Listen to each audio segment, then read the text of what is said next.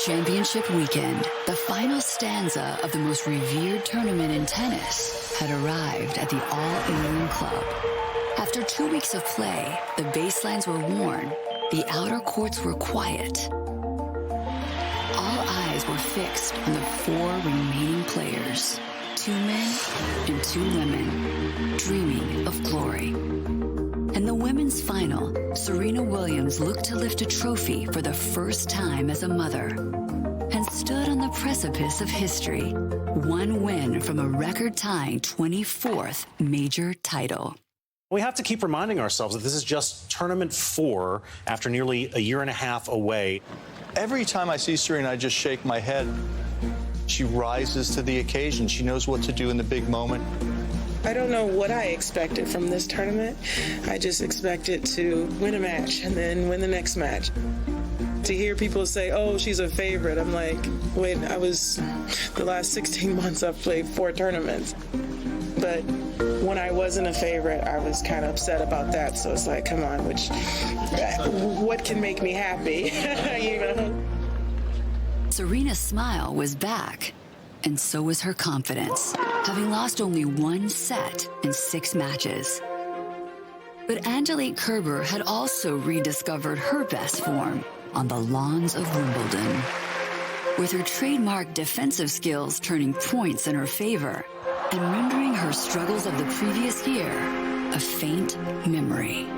She is back. She is back believing she should be at the top of women's tennis. I'm really proud to be back in the Wimbledon final after especially last year. Still 1 more match to go. All matches on majestic center court feel important, but this final, a rematch of the 2016 championship won by Williams, held a particular significance for both players.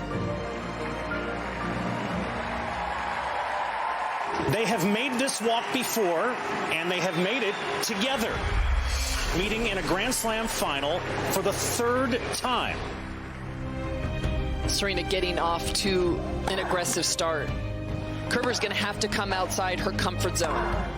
She's got to push herself to play more offensive tennis.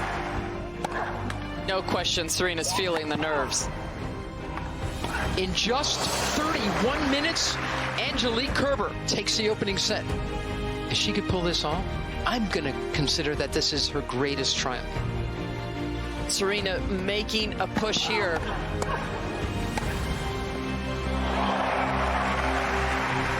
And now it is championship point.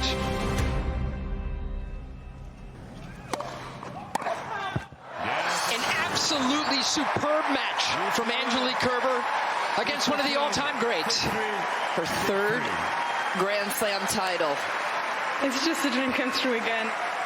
Thank you so much for all the support. For Serena, history would have to wait. She remained 1 title shy of Margaret Court's Grand Slam singles record, a disappointing conclusion to what was an encouraging tournament for the resurgent superstar.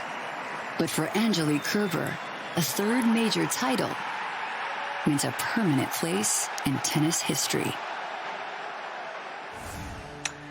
So Angie Kerber wins her 3rd Grand Slam, adding to the Australian Open and U.S. Open, Mary, and 2 of those titles with wins against Serena Williams. What did this one do for her legacy all time?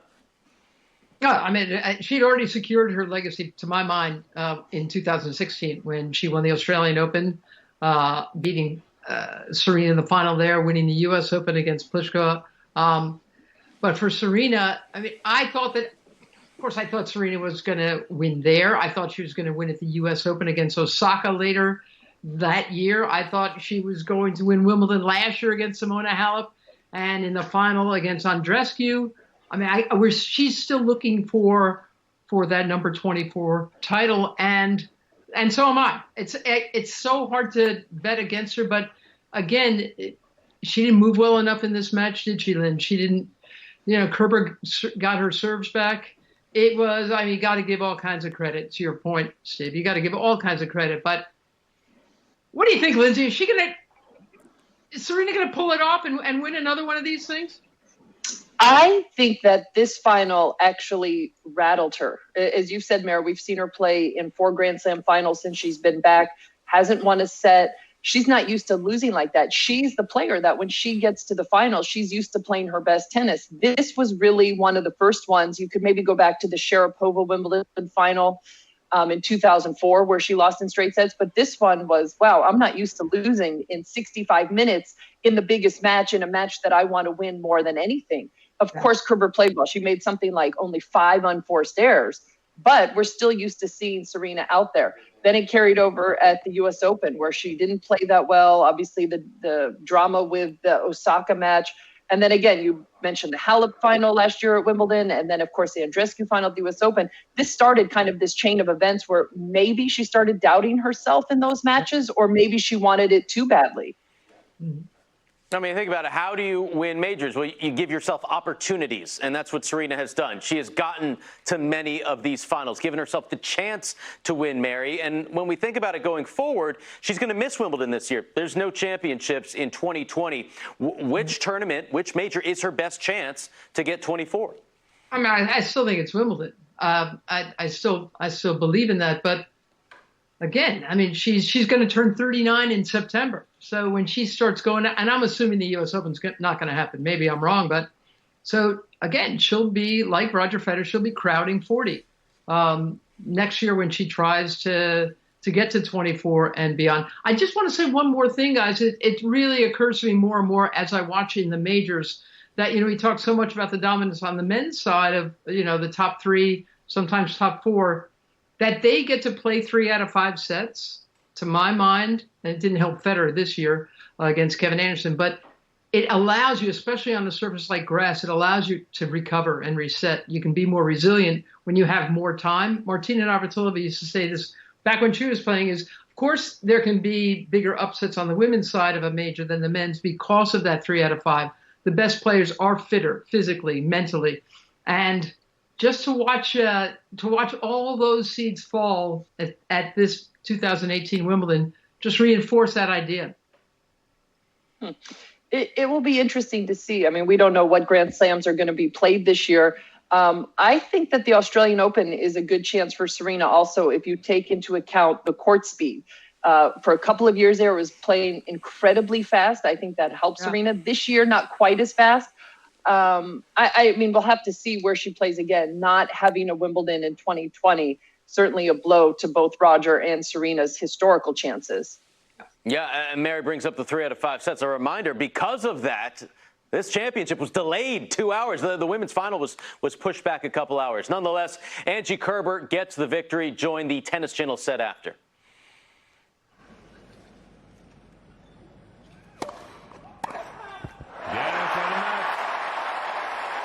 The list of people to beat Serena Williams in a Grand Slam final is a short one. The list of people to do it twice is even shorter. That's big sister Venus, and now Angie Kerber beat her in Australia 2 years ago, now does it here at Wimbledon. And we say congratulations and welcome to the Tennis Channel studios. And I noticed, Angie, you already have your All England Club membership badge right there on your. How quickly did Phil Brook give that to you? I have it already. Like let's say 1 hour after my match, before I start my press marathon, he gave it to me, and it feels good. Well, quite literally, welcome to the club. Thank you. Exactly, and also more important than that is.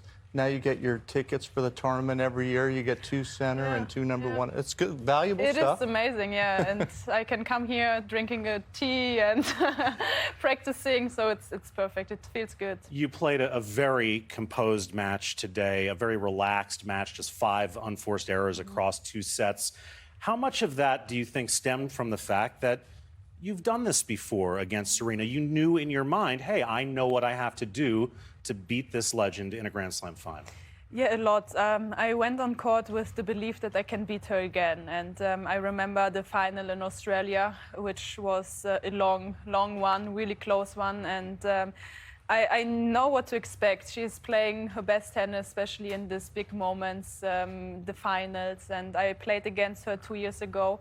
Also the final here, and I learned a lot from that moment, and this experience from 2 years ago gives me the chance to go today and being relaxed, knowing what's happened, what's going on, what to to expect after the match, before the match, and it helps me a lot to playing my game today. You know, when you beat her in Australia, you looked a little shocked at the end. It was the first one. It was a great win. And then you had the tough loss here in the finals, 2016, right after that. So what did you feel you had to do differently on the grass today? Going for it and being more aggressive, because last time she won the match, she served good and she really go for it. And that was the thing that I had in my mind, that going on court, playing aggressive, showing her I'm here to win the match. And I know that I had to play my best tennis. You know, she's always pushing me to the limits. And I think, that was the key, that I really go for it.